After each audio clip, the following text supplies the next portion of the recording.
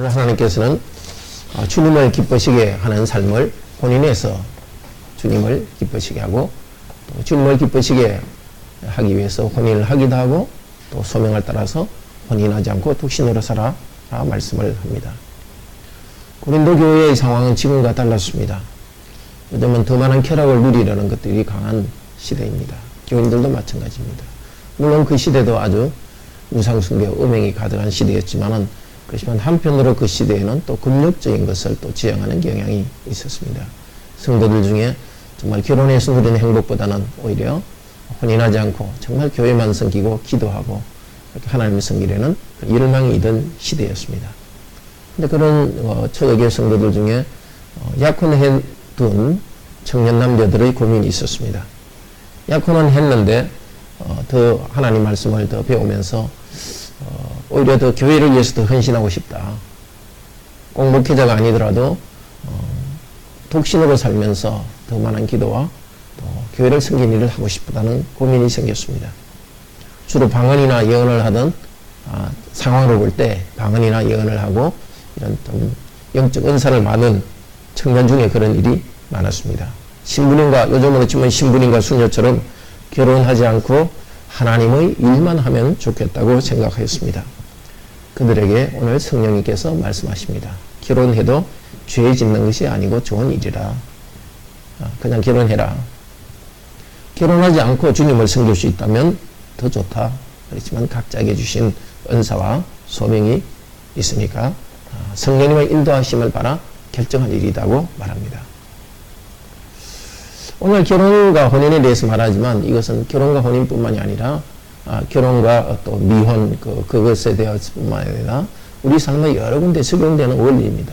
그래서 오늘 하나는 우리의 결혼 생활에 대해서도 배우지만은 어떤 일을 결정할 때 이런 식으로 우리는 결정해야 되구나, 그것을 배울 수 있기를 바랍니다.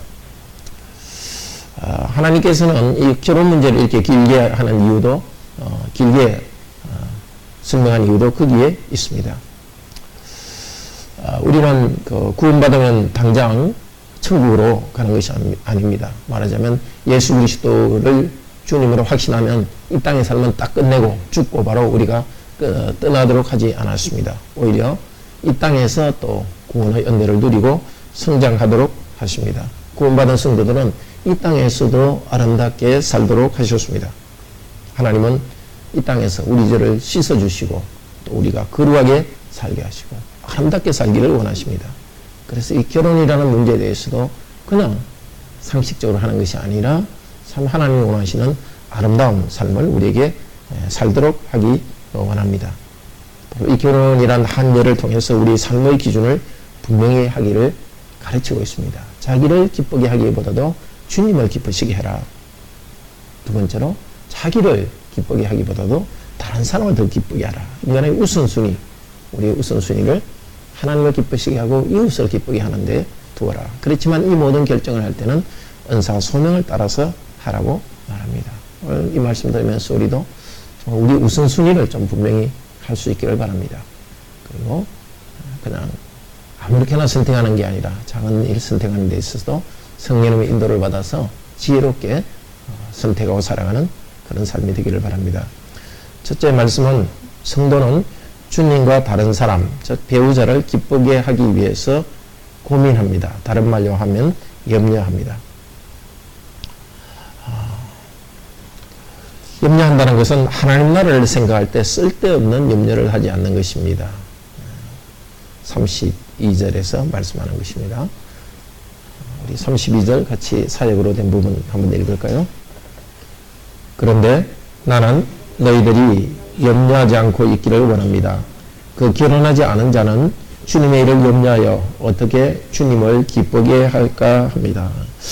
염려하지 않고 있기를 바랍니다. 현재 진행형입니다. 염려 급전. 지난 시간에는 우리가 결혼과 관련해서 염려하지 않아야 될 이유를 몇 가지 들었습니다. 첫째로 결혼해서 이 땅에서 삶을 즐기는 것이 죄가 아니기 때문입니다.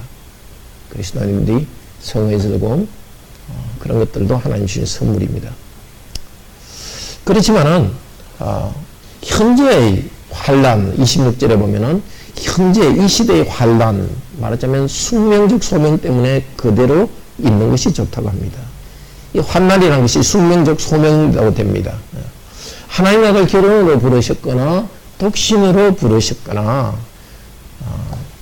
어떤 경우에도 소명의 길은 힘듭니다.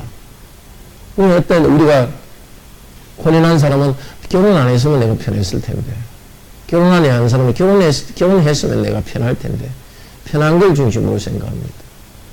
아니 뭐 직업 선택했을 때 내가 이 직업 선택했으면 정말 편했을 텐데, 그렇지 않다고 하죠. 어느 길을 가든지 우리 이 땅에는 고난이 있습니다. 그렇기 때문에 너무 고민하지 않아야 됩니다. 셋째로 너무 고민하지 않아야 될 이유는 이 세상의 사는 날 동안은 즐거움도 영원하지 않습니다. 또 고통도 영원하지 않습니다.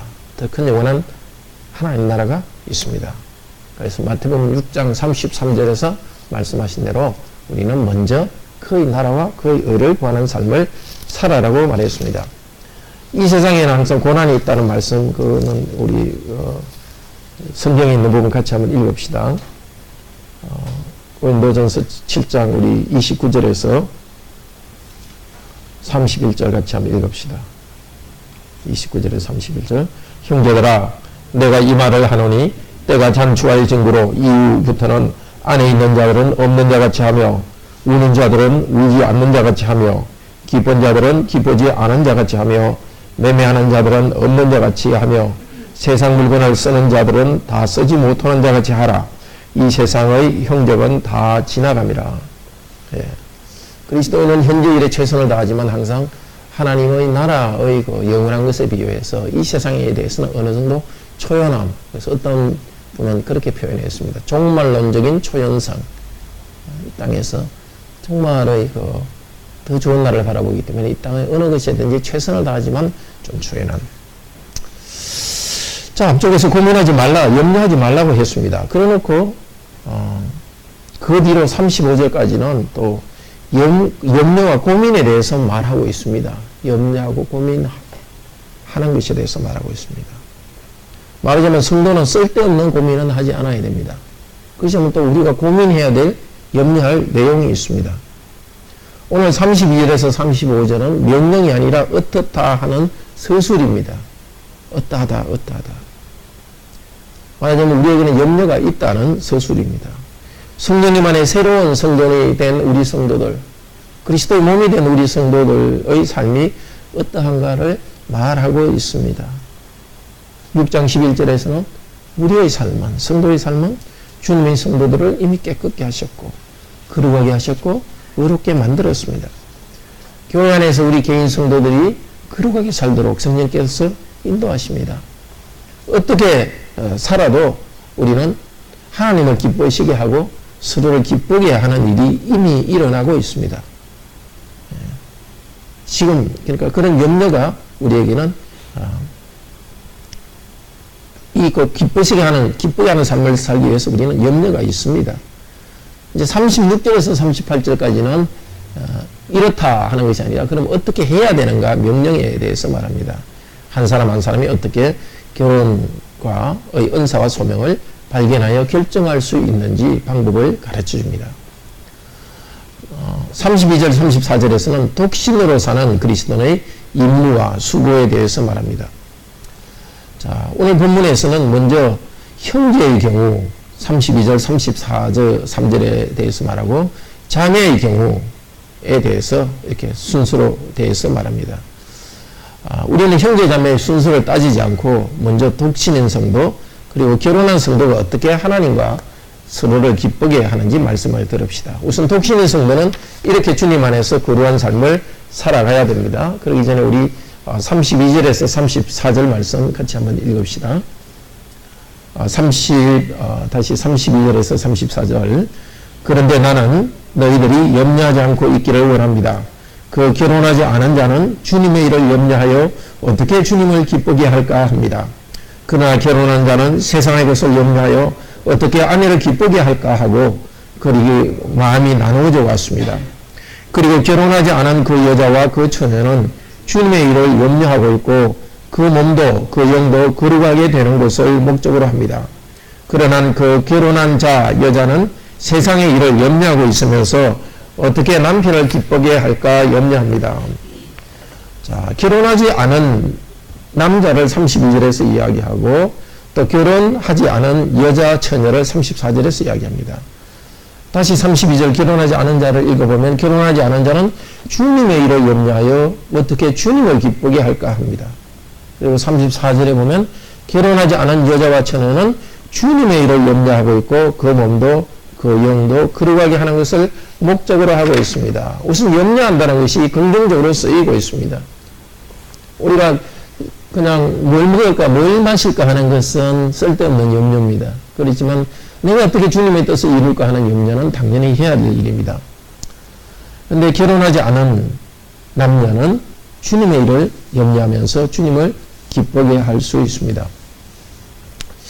그런데 28절에서는 지난주에 들었던 28절에서는 결혼한 사람은 육체의 고난이 많다 그랬습니다. 그렇죠? 다 결혼해도 좋지만은 결혼한 자들에겐 육체의 고난이 많다. 고난이 더 많다 그랬습니다. 다른 말로 하면 결혼하지 않으면 고생을 적게 한다는 뜻이죠. 뭐 결혼한 분들은 조금 느꼈을 겁니다. 결혼하니까 좀 고생을 좀 많이 한다는 걸 느끼셨을 겁니다. 근데 그 앞에서는 분명히 결혼하지 않으면 고생을 안 한다 해놓고 여기 뒤에서는 또 염려한다고 말하고 있습니다. 그러니까 다른 염려는 하지 않지만은 주님을 기쁘시게 하기 위해서 염려하고 고민해야 됩니다. 디모데후서 2장 4절 6절에서 독신인 사도 바울 자신의 삶을 이야기합니다. 독신으로 살던 사도 바울은 디모데후서 2장 4절 6절에서 목회하면서 독신으로 목회하는 자신의 삶에 대해서 뭐라고 이야기했습니까? 자신은 자기 생활에 얽매이지 말고 그래서 마음껏 자유롭게 노는 것이 아니라 많은 수고를 하여 주님을 기쁘시게 한다고 그랬습니다. 그러니까 혼인하지 않고 독신으로 살아가는 사도 바울에게서는 혼인에 따르는 어떤 그 부담이나 어려움은 없었지만 주님을 기쁘게 하기 위해서 또 많은 수고와 염려를 했습니다. 말하자면 독신인 성도는 무엇을 위해서 고민하고 염려합니까? 34절에서는 몸도 영혼도 주님을 위해 거룩하게 되는 것을 목적으로 산다 그랬습니다. 거룩이라는 뜻은 원래 뜻은 구분됐다는 뜻입니다. 성전에 제사를 바친다는 뜻입니다. 죄악되고 더러운 것은 성전에 가져올 수 없습니다. 우리 성도들이 구약 성도들이 먹고 마시는 것은 죄악된 걸로 돈 벌어 죄악된 행동을 통해서 뭘 음식을 얻어서 먹으면 안 됩니다. 또 돼지나 이런 건 원래 돼지가 무슨 뭐 죄가 있는 동물은 아니지만 죄를 가르치기 위해서 하나님께서 부정한 동물로 가르쳤습니다.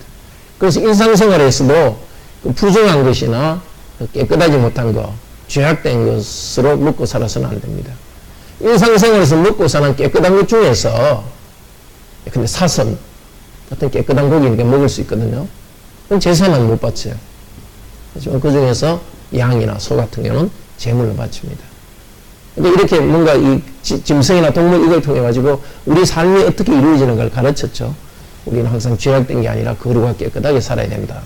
그리고 깨끗하게 살지만은 특별히 하나님께 또 바치는 것이 있어야 된다고 합니다. 이렇게 깨끗하고 거룩한 것 중에서 특별히 하나님께 바쳐드는 것을 갖다가 거룩한 것이랍니다. 집도, 성도가 사는 집도 깨끗하고 좋은 집이지만 하나님께 예배하는 집은 거룩한 집, 성전 이렇게 합니다. 모든 사람이 정말 거룩하고 깨끗하게 살아가지만은 제사장은 거룩한 일을 하는 사람으로 말하고 있습니다.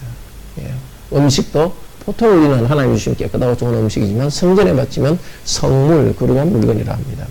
마찬가지로 모든 성도는 하나님께 바치지만은 일부만 이렇게 더 교회와 하나님을 위해서 바칠 수 있습니다. 그러나 독신인 사람은 자기 몸까지도 교회를 위해서 마음껏 제물로 바칩니다. 예.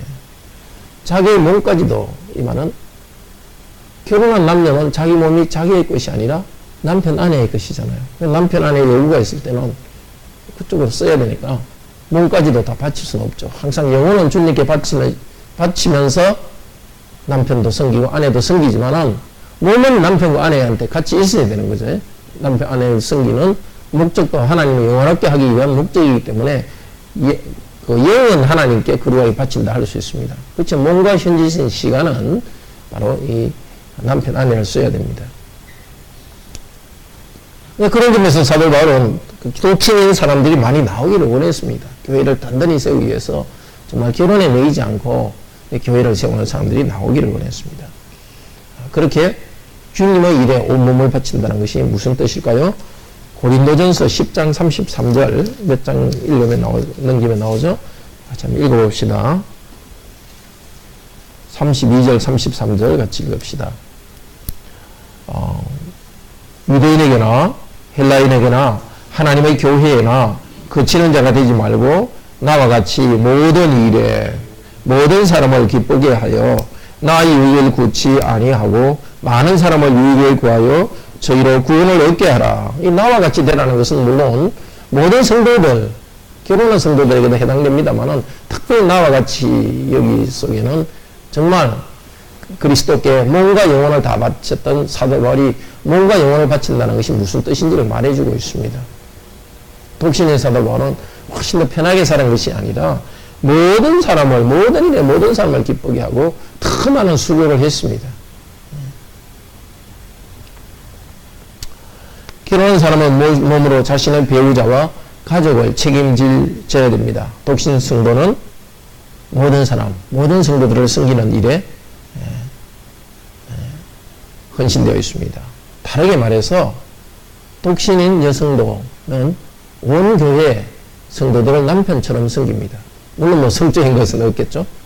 마찬가지로 독신인 형제는 교회 모든 성도들 남편과 아내처럼 또 자녀처럼 부모님처럼 그렇게 섬깁니다. 밤에도 새벽에도 교회가 부르면 언제든지 달려갈 수 있는 사도 바울이 그렇게 독신이었기 때문에 그렇게 많은 활동을 할 수 있었고 이 말씀은 우리 시대에도 그런 그 부르심은 참 정당하다는 것입니다. 그러면 결혼으로 부름받은 성도의 삶은 어떠한가? 33절, 34절에서 읽은 결혼한 자에 대해서는 어떻게 말합니까? 33절에서 결혼한 자는 남자입니다. 세상의 것을 염려하여 어떻게 아내를 기쁘게 할까 하고 34절 결혼한 여자는 그리고 마음이 나누어져 왔습니다. 그 결혼한 여자는 세상의 일을 염려하고 있으면서 남편을 기쁘게 하고 있다고 있습니다. 그러니까 세상과 남편 아내를 같이 지금 두고 있습니다. 세상의 일을 고민하는 것이 좋은 일일까요? 나쁜 일일까요? 성경에서는 세상은 좋은 세상도 있고 나쁜 세상도 있습니다. 요한일서 2장 15절은 요한일서 2장 15절 이렇게 말합니다. 이 세상이나 세상에 있는 것을 사랑하지 말라. 세상 일을 염려하는 것은 나쁩니다. 어떤 세상일? 세상 그 자체에 있는 것을 절대화하고 욕심부리고 탐욕하는 것. 이웃을 미워하면서도 자기의 이익을 추구하는 그런 세상. 그런 세상의 일을 고민하고 염려하는 것은 좋지 않습니다. 뭘 먹을까, 뭘 마실까. 이게 마음의 전부가 돼가지고 그걸 계속 고민하고 뭐 일이 잘 되면 기분이 좋았다가 조금 좀 사업하는 분도 사업이 안 되거나 직장에서도 일이 안 되면 금방 이렇게 또 기운이 그냥 없어지고 그런 것은 그런 세상 염려는 옳지 않습니다. 그러나 오늘 말하는 이 세상 염려는 좋은 일입니다. 왜요? 요한복음 3장 16절에서도 하나님이 세상을 이처럼 사랑하신 거거든요. 그러니까 우리가 사랑하지 않아야 될 세상도 있지만 사랑해야 될 세상이 있습니다. 그래서 오늘 본문에서 세상의 일을 고민하고 즉 아내를 기쁘게 하기 위한 세상의 일을 고민하는 것은 참으로 좋은 일입니다. 38절에서 말하지만 결혼은 하나님 앞에서 좋은 일입니다. 그래서 결혼한 사람이 자기 남편과 아내를 기쁘게 하는 것은 좋은 일입니다. 아, 내 교회일 해야 되는데 말이야. 집안일 한다고 교회도 섬기지 못하고 이런 생각은 좀 말이 좀 잘못된 거죠. 마음이 나누어지는 것은 좋은 것일까요? 나쁜 것일까요? 예, 보통은 나쁜 것이죠. 여러 가지 일에 신경성으로 좋지 않은 일입니다. 그리고 두 마음을 품어가지고 하나님도 섬기려 하고 뭔가 세상도 하나님처럼 세상에서도 많은 영광을 얻으려 하고 그렇게 나누어지는 것은 나쁜 겁니다. 그런데 여기서는 좋은 일입니다. 한 사람이 교회를 위해서, 가정을 위해서도 남편, 아내를 위해서도 시간을 쓰고 교회를 위해서도 시간을 쓰고 그건 나누어지죠. 돈도 자녀들한테 뭐 장난감도 사줘야 되고 교회 헌금도 해야 되고 이게 나누어지는 거지만은 결혼한 사람에게서는 좋은 일입니다. 이 나누어져 왔다 이것은 7장 17절에 나와 있는 같은 단어를 씁니다. 7장 17절 한번 읽어볼까요? 7장 17절 읽읍시다. 오직 주께서 각 사람에게 나누어 주신 대로 하나님이 각 사람을 부르신 그대로 행하라. 내가 모든 교회에서 이와 같이 명하노라. 그러니까 주께서 나누어 주신 이것이나 나누어졌다 이 말과 같은 뜻입니다. 어떤 사람에게는 주님께서 혼인하도록 나누어 주셨고 하나님 나라를 나누어 주셨고 어떤 사람은 혼인하지 않도록 나누어 주셨습니다. 그래서 주님께서 혼인하도록 나눠준 그 사람은 자기의 시간과 건강, 돈을 교회를 위해서도 사용하지만 남편, 아내를 위해서 1차적으로 사용해야 됩니다. 아내도 남편에게 좋은 것을 나누어 줍니다. 주일 예배를 참석하려고 하는데 아내가 갑자기 몸이 좋지 않아서 급히 응급실에 가야 된다. 예배가 중요하니까 안 하고 오면 안 되겠죠. 당연히 예배가 중요하죠. 그렇지만 하나님께서는 이게 긴급한 상황에서 그런 식으로 이렇게 독재자처럼 하지 않으시죠. 빨리 아내를 살리는 일을 하기 위해서 병원을 가야 되죠. 예배를 드리는 것과 가족을 섬기는 일이 이렇게 나눠지게 됩니다. 예. 마음이 나누어지면서 우리는 그 주어진 그 한계, 주어진 자원을, 시간과 에너지를 교회와 가정을 위해서 이렇게 지혜롭게 나누어 써야 됩니다. 그렇지만 또, 말하자면 우리가 이웃을 섬긴다 할 때 제일 먼저 섬겨야 될 이웃이 사실 남편과 아내이고 자녀죠. 로마서 15장 1절은 이렇게 말합니다. 자기를 기쁘게 하지 않고 각 사람이 이웃을 기쁘게 하고 선을 이루고 덕을 세우라. 우리가 기쁘게 해야 될 가장 중요한 이웃은 남편과 아내입니다. 그래서 언뜻 고린도전서 이 본문을 읽으면 남편과 아내를 기쁘게 하는 걸 나쁘다 이렇게 말하는 것 같은데 전체 맥락에서 보면 좋다는 겁니다.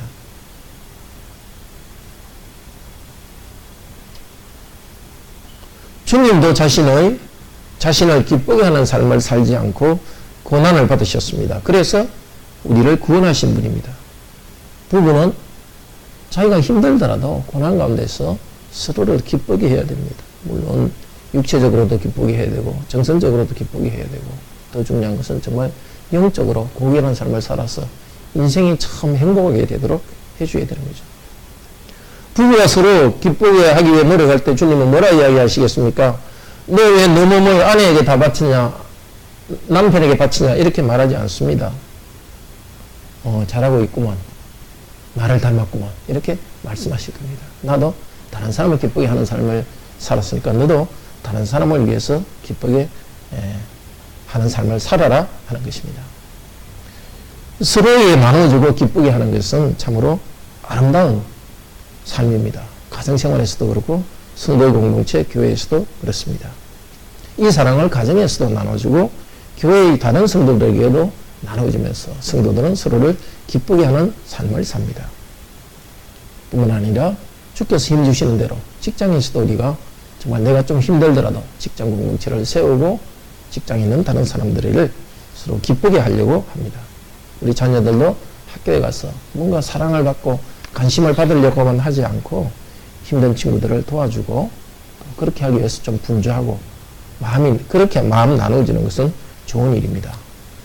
우리들도 우리나라가 잘 되도록 기도도 하고 또 어느 후보에게 투표해야 될지 고민해서 투표하는 거 참으로 그런 일로 마음이 나눠지는 거 좋은 일입니다. 또 공직자를 격려하는 것, 그것도 참 좋은 일입니다. 자, 독신이면 독신대로, 혼자이면 혼자인 대로, 결혼하시면 결혼한 대로 지금 현재 상태에서 주님을 기쁘게 하는 것, 그게 중요합니다. 이게 달라지면 잘할 텐데 그건 가정이고 주님이 주신 것이 아닙니다. 바로 지금 여기서 열매 맺기를 원하십니다. 현재의 나의 상태에서 감사하도록 합시다. 내가 한 남자와 한 여자에게 얽매여 있으니까 그 남자 그 여자를 기쁘게 하도록 불러주신 일에 감사하도록 합시다. 아니면 아직 미혼이기 때문에 비교적 시간 여유가 있습니까? 물론 결혼을 준비해야 되겠죠. 그러나 또 동시에 가정생활에 얽매이지 않고 다른 형제자매들 돌아보고 교회 일도 섬기고 또 그렇게 할 수 있는 것을 감사합시다. 이 모든 일을 통해 주님을 기쁘시게 하는 삶을 살도록 합시다. 두 번째로 우리는 각자 자신의 은사와 부르심을 따라서 하나님을 기쁘게, 이웃을 기쁘게 하는 삶을 살기 원합니다. 독신과 결혼의 소명을 발견하는 세 가지 기준을 말합니다. 사도는 고린도 교회의 약혼한 청년들에게 이제 지금 말하고 있습니다. 결혼하는 것도 좋지만은 독신으로 주님을 섬기는 것이 더 좋다고 말합니다. 그렇지만 그러기 전에 하나님이 자신을 결혼하도록 원하시는지 아니면 파혼을 하고 독신으로 살기를 원하시는지 이걸 결정하라고 합니다.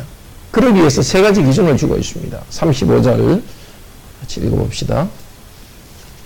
이것을 여러분 자신의 유익을 위하여 나는 말하고 있습니다. 여러분에게 올무를 씌우기 위해서가 아니라 모양새 좋게 하고 분주함이 없이 주님께 굳게 헌신하게 하기 위해서입니다.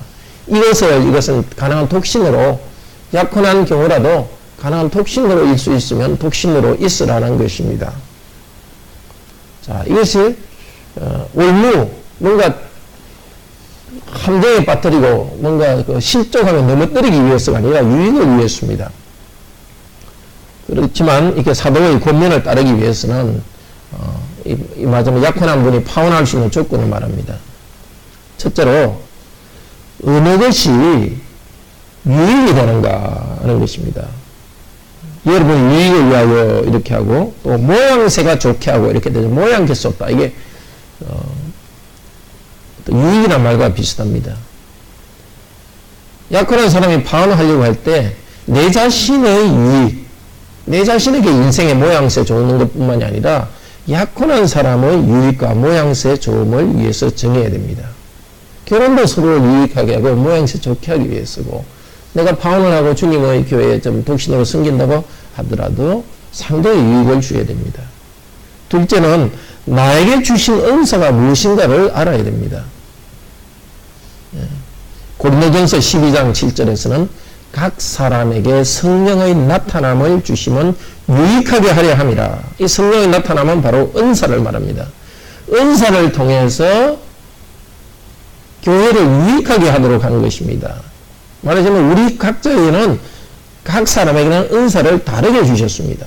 독신의 은사가 있는 사람은 혼자 살 수 있습니다. 독신의 은사가 없는 사람은 결혼해야 되죠.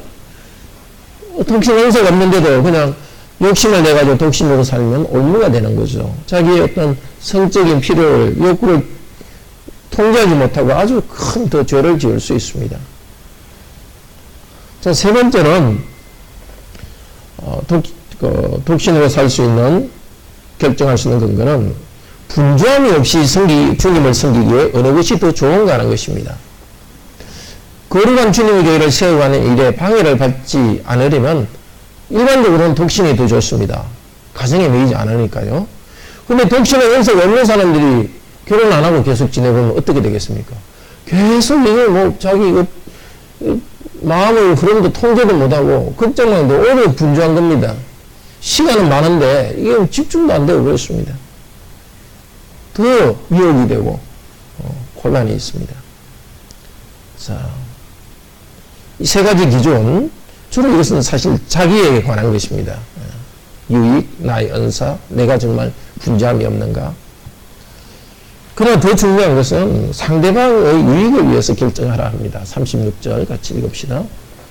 그런데 만약 누구든지 그 자신의 그 처녀가 모양새가 좋지 않다고 여긴다면 그녀가 나이도 지나고 또한 그같이 의무, 빚이 있다면 그가 원하고 있는 것을 행하십시오. 죄를 짓고 있는 것이 아니니 결혼하십시오. 그러나 결혼해야 됩니다. 약혼녀의 유익을 위해서입니다. 앞쪽 세 가지 기준은 옳다 하더라도 이것을 생각해야 됩니다. 약혼한 형제, 약혼한 자매, 나는 독신의 은사가 있다 하면서 이제 파혼하려고 합니다. 주님을 위해서 다 살고 싶어 합니다. 그런데 자신의 처녀, 여기는 그 약혼녀를 말합니다. 약혼녀가 결혼하기를 원합니다. 근데 문제는 첫째, 여기 결혼 정년기가 지나며, 아주 구체적으로 말하고 있습니다. 약혼한 지 몇 년이 지났는데, 결혼 정년기, 요즘은 많이 늦어, 30대로 많이 늦어졌습니다만, 옛날에는 더 빨랐겠죠. 보통 정년기가 지난 동안에 정이 결혼한다 해놓고, 나이는 먹었는데 갑자기 파혼하면 안 되죠. 그렇죠. 모양새가 좋지 않죠. 그러니까 결혼의 의무가 있으니까, 그때 마음이 바뀌더라도 원래 약속대로 그대로 하라는 것입니다. 주님과 교회만 섬기려는 마음은 좋지만 약혼녀의 유익을 위해서 결혼해야 됩니다. 자기가 온몸을 주님께 드리자는 소원을 이루지 못한다고 해서 주님 앞에 죄를 짓는 것이 아닙니다. 오히려 주님께서는 주님의 나라를 위해서 크게 일을 못하더라도 자기 원래 약속에 신실하게 한 여자와 한 남자를 섬기는 그것을 귀하게 받았습니다. 사랑은 자기의 유익을 구하지 않는 것입니다. 거기는 내가 큰 일을 하고 싶은 유익도 그런 야망도 포기하고 사랑에 매이는 것은 좋은 것입니다. 독신으로 살기를 결정할 수 있는 조건을 37절은 또 분명히 이야기합니다. 한번 읽어봅시다. 그런데 자신의 마음에 필연성을 가지고 있지 않은 것으로 굳게 서 있어 왔고, 그런데 권한을 자신의 원하는 것, 뜻에 관하여 가지고 있고, 또한 자기 마음의 이것, 즉 자기 자신의 처녀를 지키기로 보존하는 것을 결정해 온 자는 잘 행하는 것입니다. 원래 우리 한글 성경 번역도 어렵지만 좀 쉽게 이렇게 사역을 한 이것도 어렵습니다. 본문이 굉장히 아주 함축적으로 되어 있기 때문입니다. 그러니까 자세히 보면 어렵지 않은 겁니다. 처녀를 지키기로 약속한다. 이것은 결정한다. 이것은 파혼한다는 뜻입니다. 다른 말로 해서. 그걸 그냥 처녀대로 있기로 한다는 뜻입니다. 우리말 성경에서는 처녀, 딸 이렇게 해서 마치 부모가 약혼한 자기 딸을 그냥 결혼 안 시키기로 하는 것처럼 하는데, 여러분 성경은 어떤지 모르지만 옛날에 나온 성경은 처녀는 굵은 글씨라고 딸은 작은 글씨로 했습니다. 이게 딸은 원래 성경에 없는 거고 그냥 처녀라는 뜻입니다. 근데 이 처녀가 약혼한 어떤 남자의 처녀일 수도 있고 약혼시킨 아버지의 처녀일 수도 있는데, 이건 아버지 입장에서 말하는 게 아니라 전체 흐름이 약혼한 그 청년, 형제 입장에서 말하고 있습니다. 그래서 영어의 번역들은 되게 이걸 따르고 있습니다. 자, 약혼한 경우에도 이제 그냥 딱 파혼할 수 있는 조건 세 가지를 말합니다. 첫째, 주님을 섬기기로 아주 마음이 강하게 헌신되어 있어야 됩니다. 이게 굳게 서 있어 갖고 이것입니다. 이 굳다 37절 이것은 35절에 섬긴다는 말과 원래 원문이 비슷합니다. 섬긴다는 것은 유파라도 쓰고요. 앞에 있는 유라는 빼고 에브론스만 넣으면 굳다는 뜻이 됩니다. 그러니까 섬긴다와 이 굳다는 것이 사실 뜻은 같은 거예요. 그러니까 주님을 섬기는 것이 확실히 내가 확고한가, 사람을 주님께만 온전히 섬길 수 있는 내 안에 어떤 의지가 확고한가, 그것이 첫 번째고, 둘째는 권한을 자기의 원하는 뜻에 관하여 가지고 있고, 이 권한, 말하자면 결혼을 해야 될 37절 앞쪽에서는 필연성을 가지고 있지 않고 권한이 나한테 있고, 이게 무슨 말이냐면 필연적인 것이라는 것은 왜 이렇게 이성이 없으면 안 되는 게 필연적인 거예요. 어떤 사람은 큰 자기는 이렇게 대부분들이 그렇죠. 우리가 그럼 결혼 정년이 되면 이렇게 이성이 필요하고 부부가 필요하고 그 필연성이 없는, 또 자신이 원하는 것에 대해서 어떤 권한이 있고, 이걸 말하면 성적인 욕구나 정서의 욕구에 대해서 스스로 통제할 수 있는 실력이 있어야 되는 겁니다.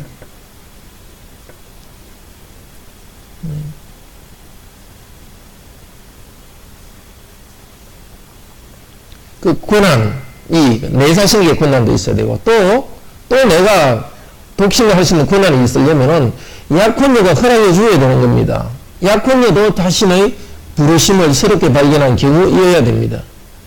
약혼녀가 결혼하기를 원한 경우에는 다른 남성을 찾기 힘들지 않아야 내가 약혼을 파혼할 수 있는 권한이 나한테 있는 거예요. 그렇지만 오늘 본문에는 없지만 약혼녀가 아주 건강이 좋지 않다면은 파혼할 권한이 없어지는 거죠. 어떤 면에서는. 불쌍하니까 스스로 자립할 수 없으니까. 아주 가난하다면은 아주 혼인 경력이 지났다면은 오히려 다시 결혼해야 되는 거죠. 자기가 이렇게 결혼을 약속해놓고 산 사람을 묶어놨다가 문제가 생겼다고 그냥 버리면 안 되죠. 그래서 이런 그 조건이 없이 자기 스스로도 스스로를 욕구를 통제할 수 있고 상대방으로부터 자유롭게 된 권한이 있어야 파혼할 수 있습니다. 셋째로는 자기 마음에 결정해야 되는 거, 말하자면 양심, 자신의 양심에 그런 판단이 내려져야 됩니다. 사람들이 뭐 좋다니까 남이 독신으로 살고 그냥 뭐 그런 좋다니까 자기도 그냥 따라가서는 안 되고 자기 마음에 자기 양심으로 정말 나에게 주신 그 소명이 뭔가 그걸 발견해야 된다는 겁니다.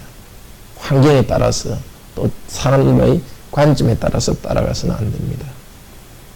마지막에 하나님 앞에서 이 모든 걸 고려해서 분명한 확신이 있을 때 파혼을 할 수 있습니다.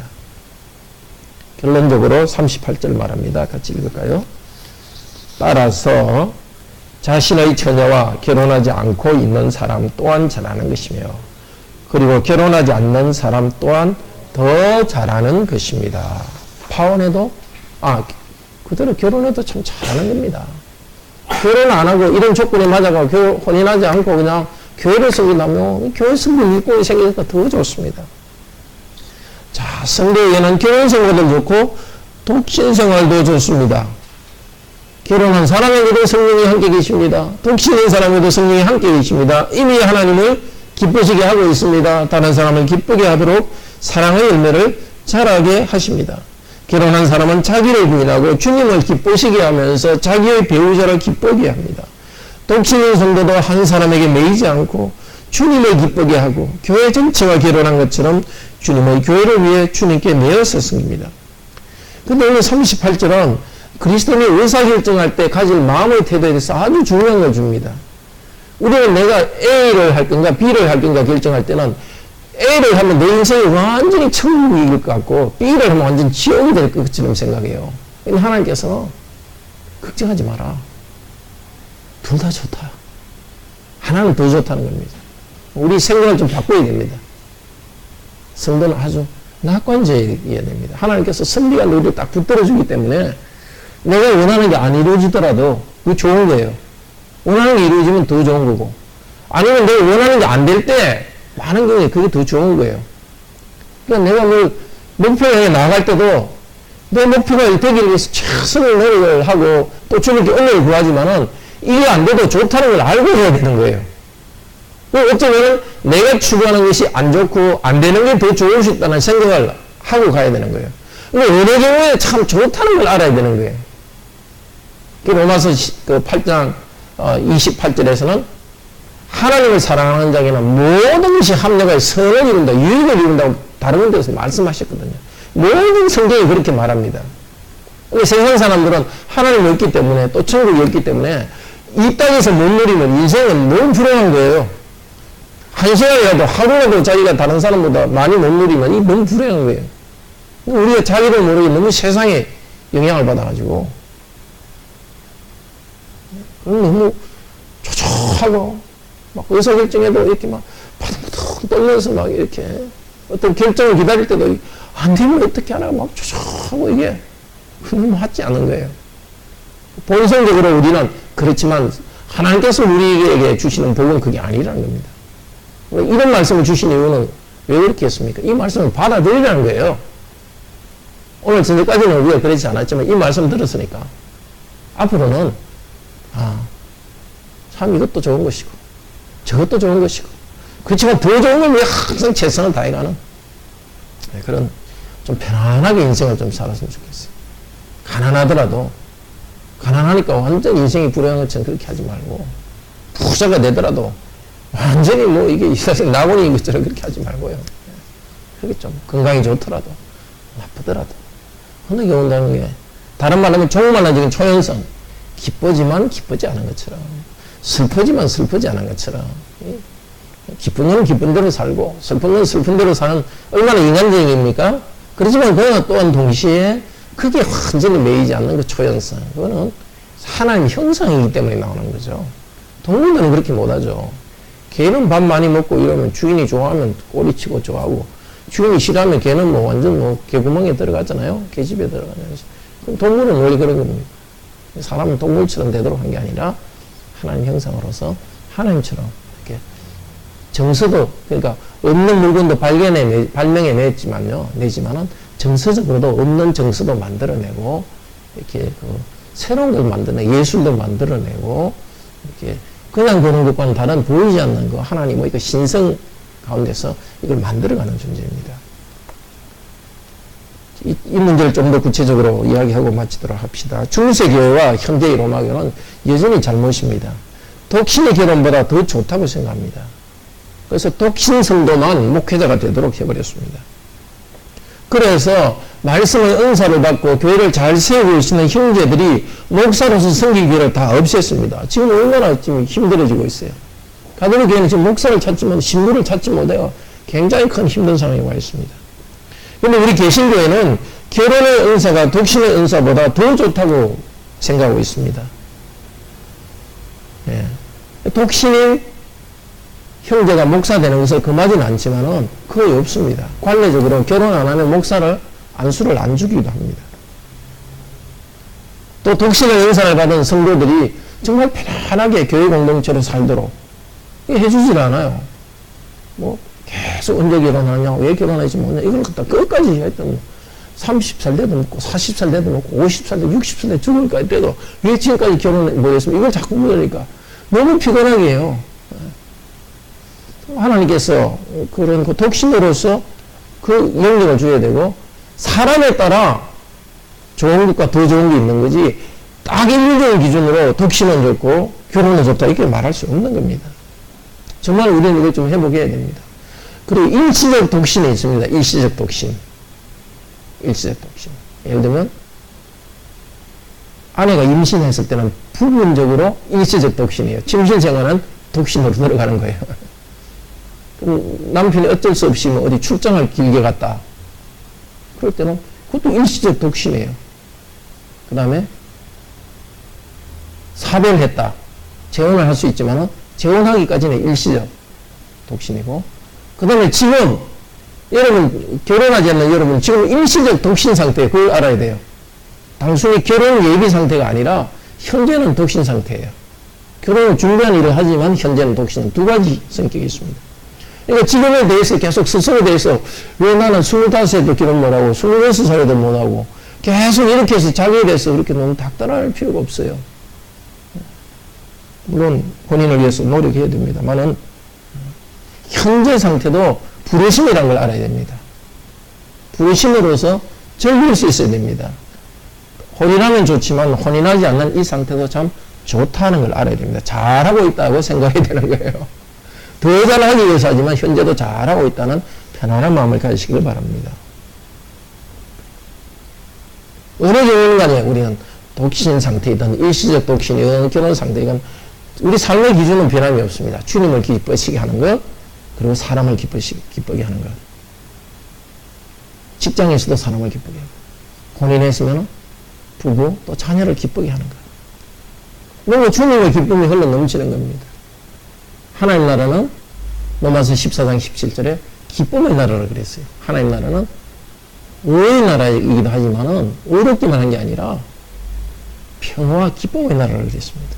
그 하나님 나라가 있기 때문에 우리는 그 기쁨, 하나님과 관계 속에서 기쁨을 받고 하나님을 기쁘시게 하고 서로 기쁘게 하는 기쁨을 창조해내고 기쁨을 제너레이트 해내는 발전소에서 이게 전기를 갖다가 이게 생산해내듯이 우리의 삶을 통해서 기쁨을 생산해내고 서로를 기쁘게 해주는 그것이 성령님이 하시는 일입니다.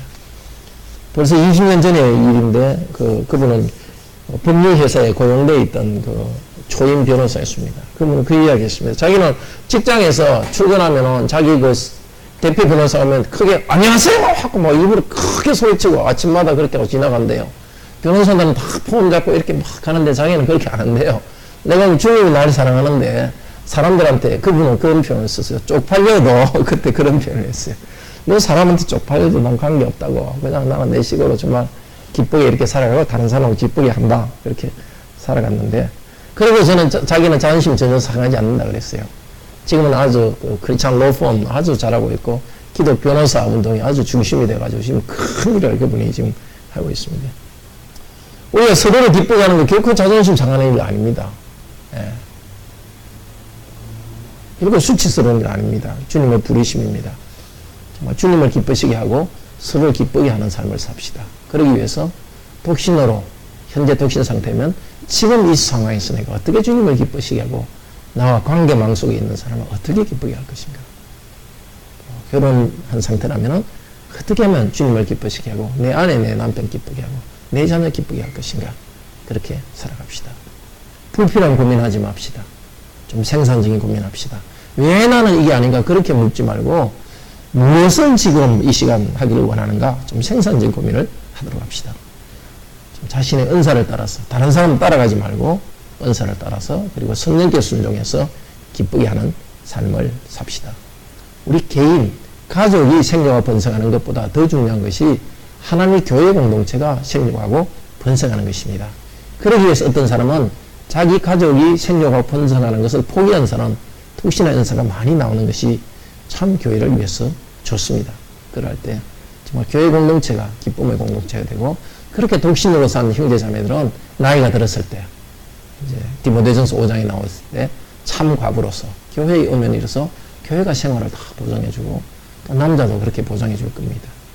그런 교회들 우리가 함께 공동체적으로 생명을 번성하는 주님을 기쁘시게 하는 그런 우리 삶이 되기를 바랍니다. 다 같이 함께 찬송합시다.